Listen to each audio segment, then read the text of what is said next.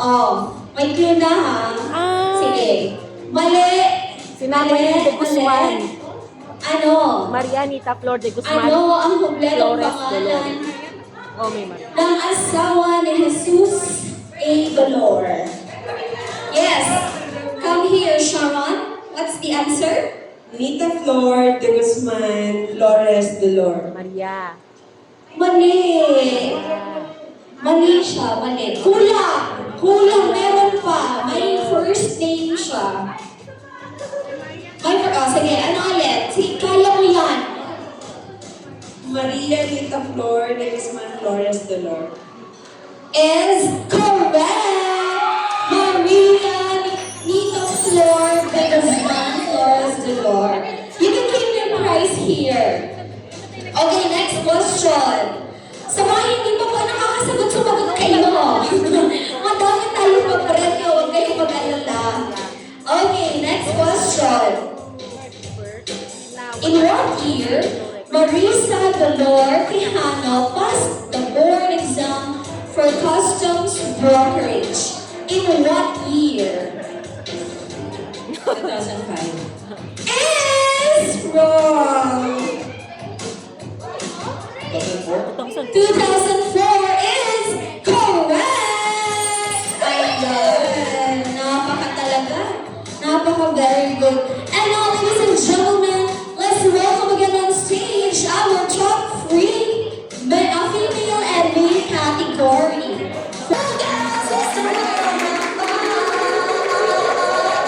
Can you see here in front? We have here our second judge, Miss Angeli Franco.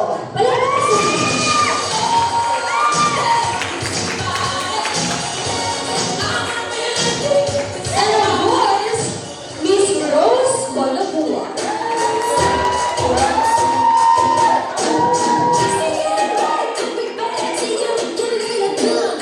And those are our judges for tonight. We'll call once again on stage our top three female and male category for the Queen and King of the Night. Nasa na sila mga princess?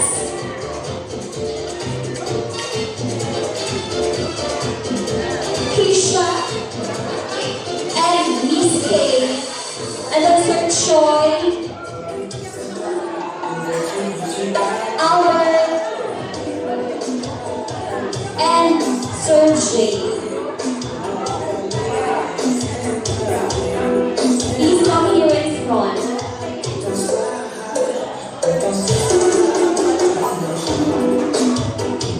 Boys, dito kayo sa ating right side. Girls, please go here.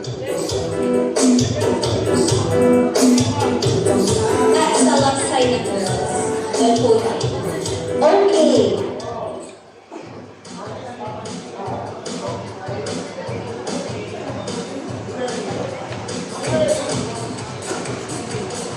Ladies and gents, I already have here the question for all of you. So, pupunta po dito muna si Princess. Princess, you're first. Nasa ang fans ni Princess? Miss Princess. Gawin natin Miss Universe. Hello, Miss Princess. How are you tonight? Bahan ko. Ikulbaan ka. Wala ka naka-ready sa Q&A. Basta, enjoy lang. Ay, enjoy lang. O, diba? Ma'am Princess, bunod ka ng number ng iyong question.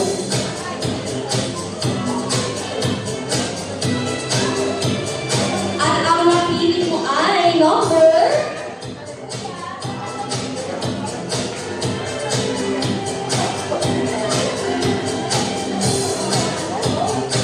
Number 5. Okay. Here's your question.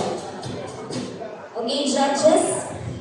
Makinig kayo ng mabuti sa answer niya and makinig kang mabuti sa iyong tanong.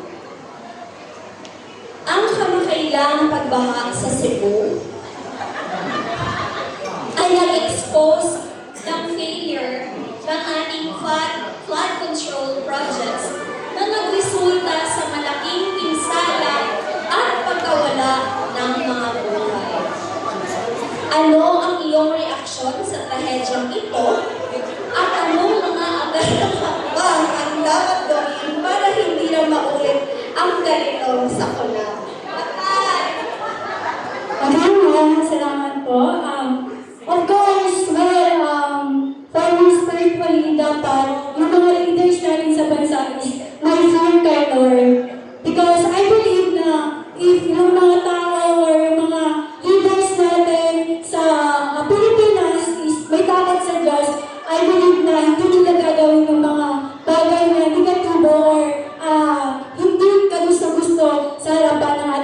Panginoon. Sana tayo lahat walang corruption o matigil or ma-prevent yung corruption na hinaharap natin ngayon. Thank you.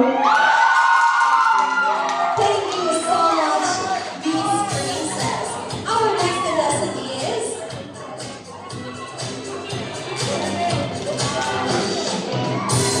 Our next contestant is Miss Isha.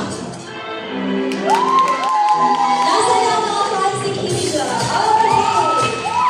Oh, Kisha, anong nararamdaman mo tonight? Kinakabahan. Kinakabahan. Naging saya ka ba para sa ating Q&A?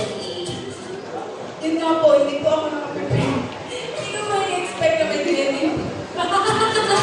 Kala mo lang yun, pero meron. Okay, gulat ka na ng iyong katanungan.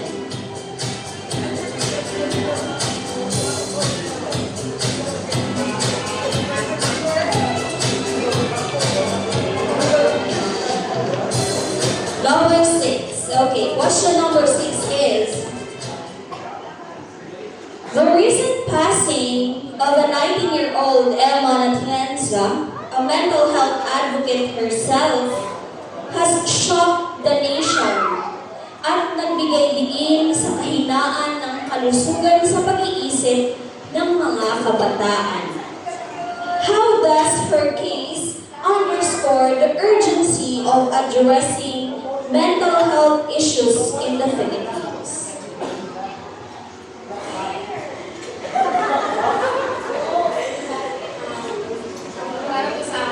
Thank you po for that wonderful question.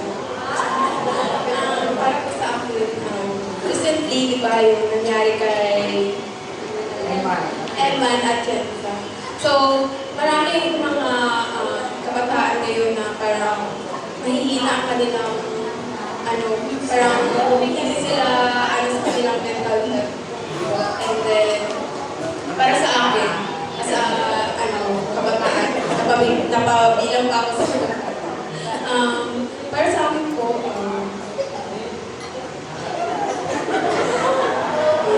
pwede i-message ko na lang sa'yo.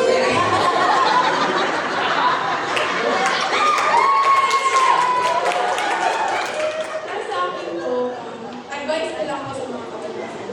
Sa mga kabataan na nandito sa lahat.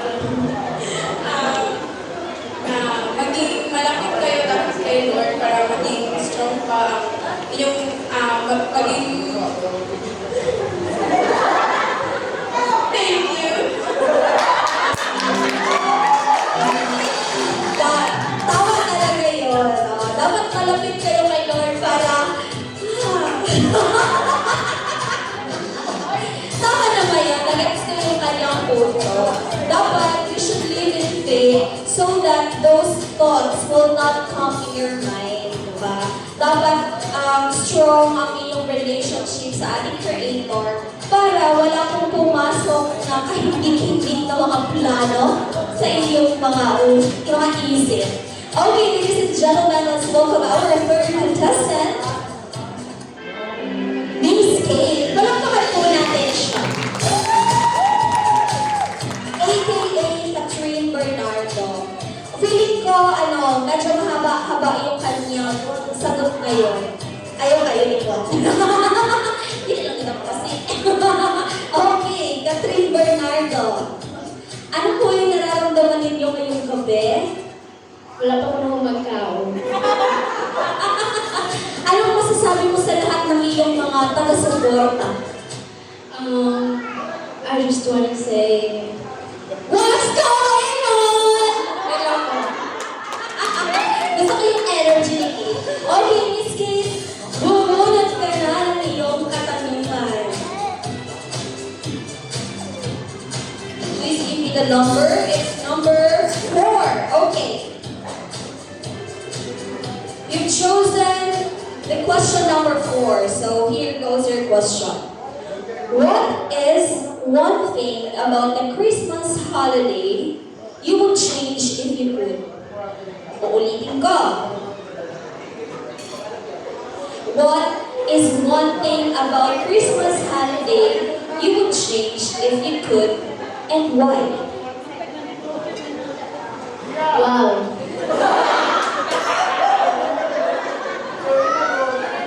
Thank you for that wonderful question. Can I speak in Tagalog and Taglish or Bisaya? Okay. Pwede ka na the one thing that I would want to change in the Christmas holiday, if I could, it would be what we really celebrate in Christmas. It's not about gifts. It's not about the material things that we have. It's not about the new dresses, the new shoes, the new material things that you are expecting or that you are excited for. But it's about celebrating our Lord Jesus Christ, commemorating His birth, that He was born. Yes, thank you. He was born here para to save us, diba? Because it's a grace, it's a gift from us, and that's what I want to really input sa mind ng mga tao na kasi when you talk about Christmas, people will think na excited ko magkaroon ka ng new nga salina, excited ko magkaroon ng new phone, excited ko sa bonus, Christmas bonus, excited ko sa mga Christmas party, activities, and gatherings and all, the reunions. But people would often forget the most important thing that we should commemorate and remember. It's about the birth of our Jesus Christ. And what represents Jesus Christ is love. And that would be all. Thank you. Iba! Beauty and love! Masaya.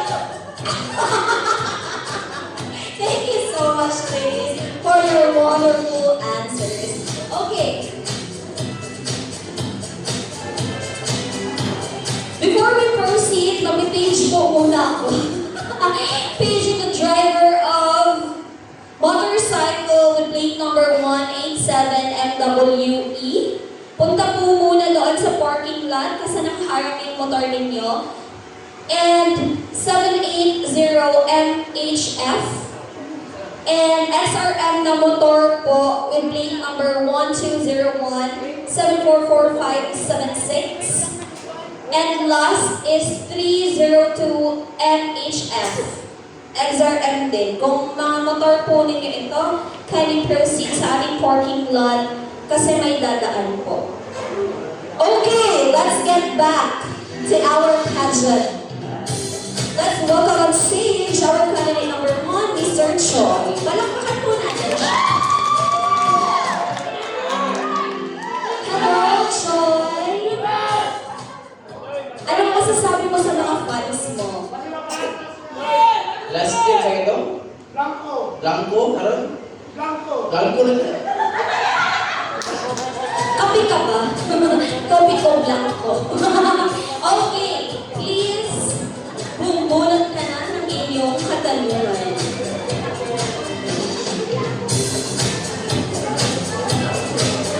Okay, your question is, question number 1. Makinig kang mabuti. Kung bibigyan ka ng pagkakataong baguhin ang isang bagay sa mundong ito, except for yourself, ano ito? At bakit? O, ulitin ko. Kung bibigyan ka ng pagkakataong baguhin ng isang bagay sa mundo, ano ito at bakit?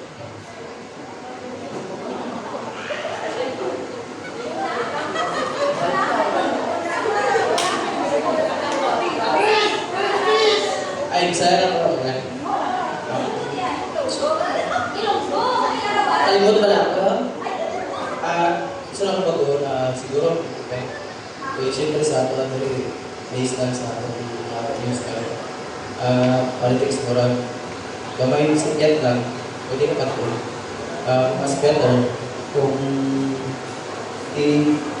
alam mo siya sa Ginoo ng simple na maging follow ta sa Ginoo mo sa iya gusto nga maging good ka sa tao, no? Sa mga good influence, at least, maging okay ang tanan nga, hindi nga, war politics na tuloy ko. Based kung sa story na kung sa dito, talaga siya tungod sa nga mga Politics. Okay. Kung may babaguhin siya sa mundo, na isang bagay is ang politics. Okay, our next candidate is Mr. Albert. Palakpakan po natin siya. Hello, Sir Albert. Buhay pa ba ang iyong kapa? Dili na. Wala mag-investment, mawala ay ha? Joke! Kapaway sirado. Joke. Sir, unsa man ang imong maingon sa imong mga baby boys sa likod? Guys, okay lang mo dyan? Okay lang sa kanang tulog. Okay, Sir Albert, bumunod ka na ng iyong katanungan. Okay. Your question is question number 2. Question number 2. Okay, makinig kang mabuti. Pwede ka mag-Bisaya, Tagalog, Ilonggo, English, Chinese. Ay, ayaw lang na translator. Okay, question number 2. Kung magiging presidente ka ng Pilipinas, paano mo pupuksain ang korupsyon na nangyayari sa ating bansa? Maraming salamat po sa aking katanungan. Sa araw dito balog. So, kung presidente mo sa kalibutan, sa Pilipinas, siguro, lisod mo yun pagsaon ng korupsyon dito sa Pilipinas kay mismo itong, ay, lang. Okay, sorry. Lisod man siya pagsaon ng siguro kung ako man lang pagbuhat ko ng kukan, Monday o Friday nga devotional sa sa Malacanang, Ramos. Basta ano nila sa audio. So, wala to kasi hindi. Dagang salamat, ma'am. Ay, nako, grabe. Di ba? Magbuhat of devotional. Compulsory every Monday and Friday. Grabe ba? Diyos ko na ditong talanana. Di na kita mga sala. Maulaw na kita mga politiko, no? Ang korap. Anyway, last but not least, let's welcome on stage our last candidate, Mr. Arlon. Palakpakan po natin siya. Ang spot. Hello, how are you feeling tonight? Wa na. What na? What na yun sa? Mabuhi na. Api, ano ka kabuhi mo? Kay kabuhion ka. Okay, Sir Arlon. The last question for you.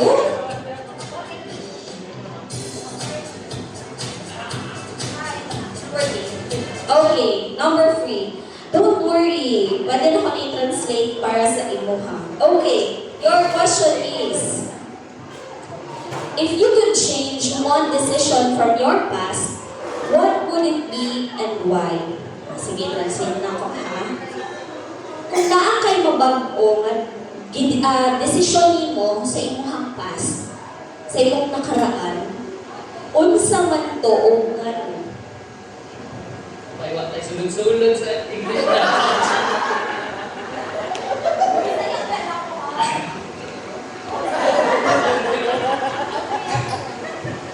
Kung nako'y magkukon sa akong decision sa mga past na ko na naitapos sa akong kinabuhi is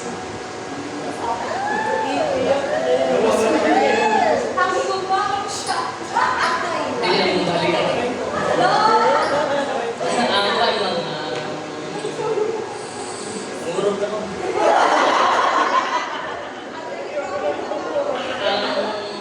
Ang akong kabuhay. Karapupag ko na ko.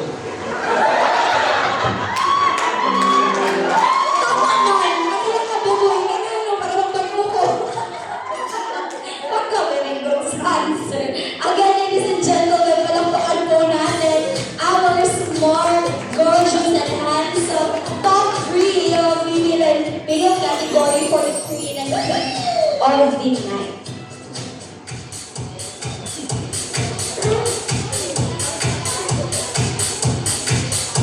Okay, habang tinatali pa po natin yung ating mga results for your Q&A, pwede po ba mag-request ako sa inyo na rampa kayo sa harap and then state your name kasi may isang witness. Hannah Tatisora, 22, from Mabuhay! Okay lang ba? Okay, ganun ha. Mag-spin kayo ha. Address and department. Okay, first name, age, address, and department. And then kung meron po kayong mga kasabihan, you can just add that up. Okay, ladies and gentlemen, let's welcome our female candidate for tonight. Let's rock.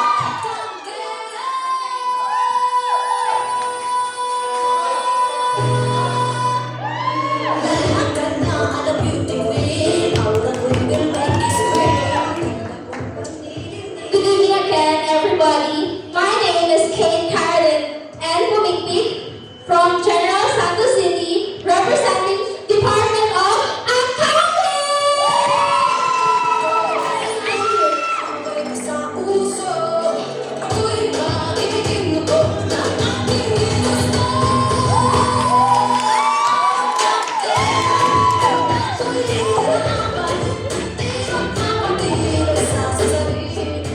Good evening, everyone. I'm Trisha Clarenzano from Barangay Fatima, General Santos City, representing Accounting Department!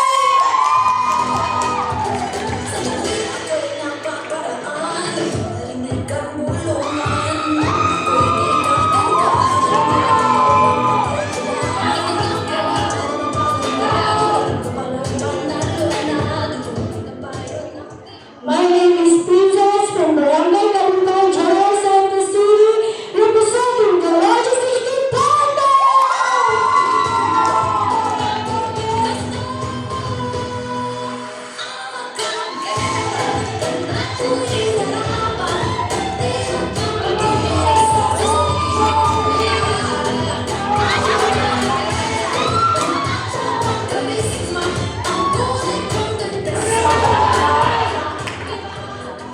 My manager from Sinawan, from Logistics Department, may kasabihan, behind the clouds, there's a day.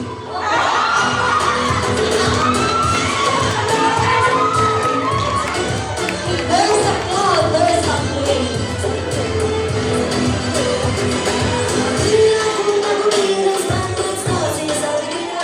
Once again, good evening everyone. My name is Gilbert Habay from Barangay San Isidro, representing Operations Department. Kaya kayo sabihan. Masarap sabihan ba? Bata-bata sa langit, matamaan ay kalimbong.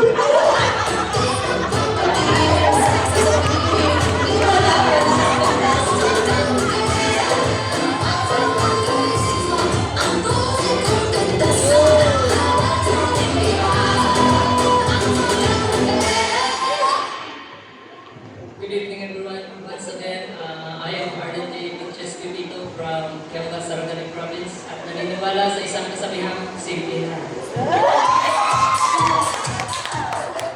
There you go, ladies and gentlemen, our contenders for King and Queen of the Night for our Gala Glitz and Glamour Night 2025.